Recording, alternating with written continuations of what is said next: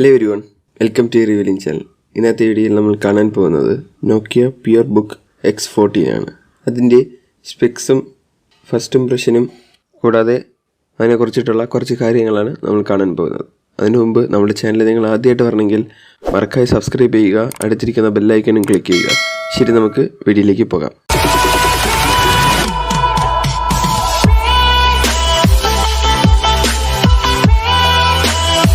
ശരി ഫ്രണ്ട്സ്, ഇപ്പോൾ ലാപ്ടോപ്പിന് ഒരു ഹൈ റേറ്റിംഗ് ഉണ്ട് ഈ സമയത്തൊക്കെ. കാരണം ഓൺലൈൻ ക്ലാസ്സും വർക്ക് ഫ്രം ഹോം ഇതെല്ലാത്തിനും ഒരു നല്ലൊരു ലാപ്ടോപ്പാണ് വേണം. ലാപ്ടോപ്പ് ഇരുന്നാൽ നമുക്ക് എവിടെ വേണമെങ്കിലും കൊണ്ടുപോയിട്ട് യൂസ് ചെയ്യാം. അതിനൊരു ബെസ്റ്റ് ചോയ്സ് ആണ് ഈ ലാപ്ടോപ്പ്. കാരണം ഈ ലാപ്ടോപ്പ് വളരെ ലൈറ്റ് വെയിറ്റ് ആണ്.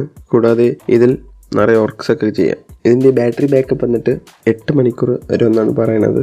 മാക്സിമം എല്ലാത്തിനും ഹെവി യൂസൊക്കെ ചെയ്താൽ 6 മണിക്കൂർ ആ സമയമേ കിട്ടാൻ ചാൻസ് ഉള്ളൂ. അടുത്തതിൻ്റെ പവർ സപ്ലൈ വന്നിട്ട് 65 വാൾട്ടാണ്. പിന്നെ ഇതിൽ 3 ബാറ്ററീസ് ഉണ്ട്. ഇതിലൊരു മെയിൻ മൈനസ് ഉണ്ട്. കാരണം ഇതിൽ MS ഓഫീസ് പ്രീ ഇൻസ്റ്റാൾ അല്ല.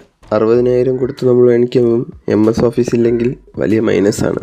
അടുത്ത് പിന്നെ ഇതിൻ്റെ പ്രോസസ്സർ ഇൻ്റലിൻ്റെ പ്രോസസ്സറാണ്. i5 ആണ് യൂസ് ചെയ്യണത്, 10th ജനറേഷൻ. പിന്നെ ഇതിൽ SSD കാർഡാണ് യൂസ് ചെയ്തിരിക്കുന്നത്. ഇതിൻ്റെ കപ്പാസിറ്റി വന്നിട്ട് 512 GB, റാം വന്നിട്ട് 8 GB റാമാണ്, DDR4 ടൈപ്പ് അതിൻ്റെ. പിന്നെ ഇതിൻ്റെ ക്ലോക്ക് സ്പീഡ് വന്നിട്ട് 1.6 GHz ആണ്. ടെർബോ ബൂസ്റ്റ് ഉണ്ടെന്നാണ് പറയുന്നത്. നമ്മൾ ചെക്ക് ചെയ്ത് നോക്കിയാൽ തന്നെ അത് നമുക്ക് അറിയാൻ പറ്റും. പിന്നെ ഇതിൻ്റെ ക്യാച്ച് മെമ്മറി വന്നിട്ട് 6 MB ആണ്. ഇതിൽ ഗ്രാഫിക്സ് കാർഡൊന്നും ഇല്ല. ഇൻ്റലിൻ്റെ ഗ്രാഫിക്സ് കാർഡാണ് ഇതിൽ ഡീഫോൾട്ടായിട്ട് ഇരിക്കുന്നത്. പിന്നെ ഇതിൻ്റെ OS ഒന്ന് വിൻഡോ 10 ഹോം ആണ്. 64 ബിറ്റിലാണ് ഇത് ഇൻസ്റ്റാൾ ചെയ്തിട്ടുള്ളത്. USB 3.1 പോർട്ട് വന്നിട്ട് 2 പോർട്ട് ഉണ്ട്. USB 2.0 വന്നിട്ട് 1 പോർട്ടും. അടുത്ത് USB 3.1 ടൈപ്പ് C വന്നിട്ട് 1 പോർട്ടും ഉണ്ട്. അടുത്ത് ഇതിൽ HDMI പോർട്ട് ഒന്നാണ് ഇരിക്കുന്നത്. പിന്നെ ഇതിൻ്റെ സ്ക്രീൻ സൈസ് വന്നിട്ട് 14 ഇഞ്ചസ് ആണ്. ഇതിൻ്റെ ഡിസ്പ്ലേ ടൈപ്പ് വന്നിട്ട് full HD LED backlit IPS display ആണ്. കൂടാതെ ഇതിൽ ഡോൾബി സപ്പോർട്ട് ഉണ്ടെന്ന് പറയുന്നത്. അതൊന്ന് ചെക്ക് ചെയ്ത് നോക്കിയാൽ നമുക്ക് അറിയാൻ പറ്റും.